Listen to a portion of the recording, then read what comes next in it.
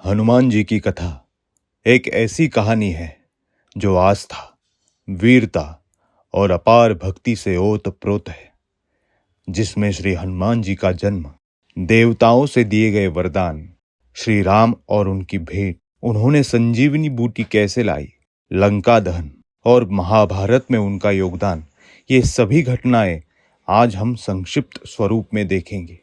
श्री हनुमान जी का जन्म और बाल लीलाएं।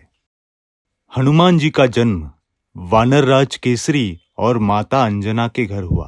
कहा जाता है कि यह बालक भगवान शिव के 11वें रुद्रावतार के रूप में पृथ्वी पर अवतरित हुए थे। ऐसा माना जाता है कि जब अंजना देवी तपस्या कर रही थी, उसी समय अग्नि से निकला एक दिव्य फल पवन देव के माध्यम से उनके पास पहुंचा।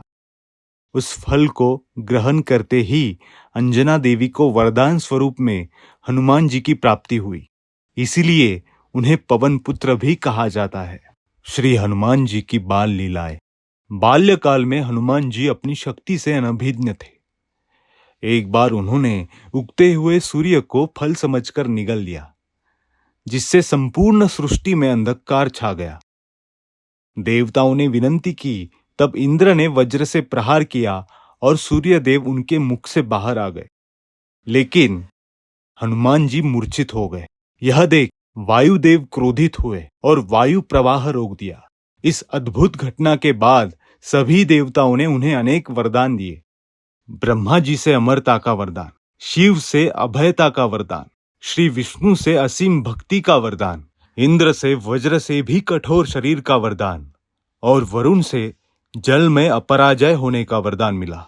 भगवान श्री राम से भेंट और भक्ति का संकल्प। समय के साथ हनुमान जी का जीवन एक उच्चतम उद्देश्य की ओर अग्रसर हुआ, जो कि भगवान श्री राम की भक्ति में लीन हो जाना था। एक दिन जब श्री राम सीता माता की खोज में ऋष्यमुख पर्वत पर पहुंचे, हनुमान जी वेश बदलकर उनके समीप पहुंचे। उनकी पहली नजर में ही उन्होंने महसूस किया कि यह वही दिव्य प्रभु है जिनकी भक्ति उन्हें परम आनंद प्रदान करेगी। भगवान श्री राम की मधुर दृष्टि में हनुमान जी ने अपने आप को पूर्ण रूप से समर्पित कर दिया। भगवान श्री राम ने भी उनकी गहरी भक्ति और तेजस्वी बुद्धि को देखकर कहा, हे हनुमान, तुम केवल एक वानर नहीं बल्कि मेरे परम प्रिय भक्त हो। लंका की ओर यात्रा और माता सीता से भेंट। भगवान श्री राम के आदर्शों के प्रति अटूट समर्पण के चलते हनुमान जी ने माता सीता की खोज में समुद्र लांघकर लंका की ओर प्रस्थान किया। रास्ते में उन्हें अनेक बाधाओं, सुरसा, सिंहिका और लंकिनी जैसी अजीब प्रेत नायिकाओं का सामना करना पड़ा, परंतु उनकी बुद्धि, साहस और शक्ति ने उन्हें हर चुनौती से पार पा लिया। लंका पहुंचकर हनुमान जी ने विभीषण से मुलाकात की, जिन्होंने सीता माता को भगवान श्री राम का संदेश सौंपने में उनकी सहायता की। माता सीता को यह आश्वासन दिया गया कि भगवान श्री राम शीघ्र ही उन्हें मुक्त करेंगे। लंका दहन और युद्ध का समर्पण। रावण के दरबार में जब रावण के सैनिकों ने हनुमान जी को पकड़ लिया, तब भी उनका साहस अडिग रहा।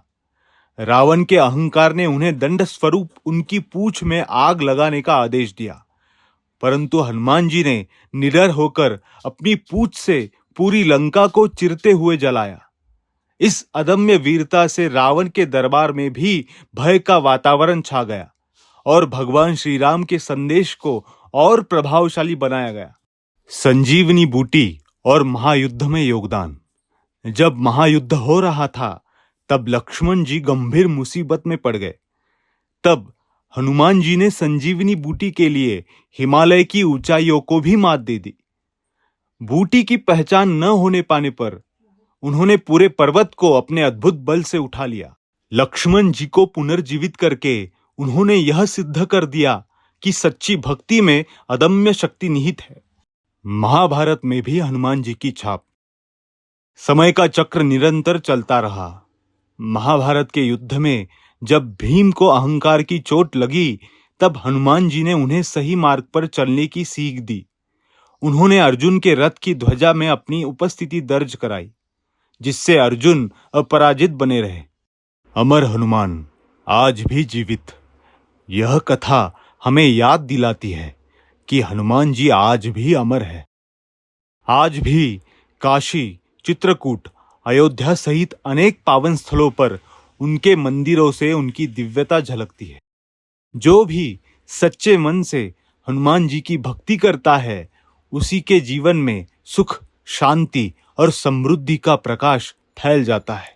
इस कथा के समापन पर बस आप सभी से यही अनुरोध है कि वीडियो को ज़्यादा से ज़्यादा लाइक कर सभी भक्तों तक शेयर कीजिए और अगले कुछ एपिसोड्स में हम हनुमान जी की साझा की हुई घटनाओं को विस्तृत रूप में जानेंगे। तब तक आप सभी को जय श्री राम।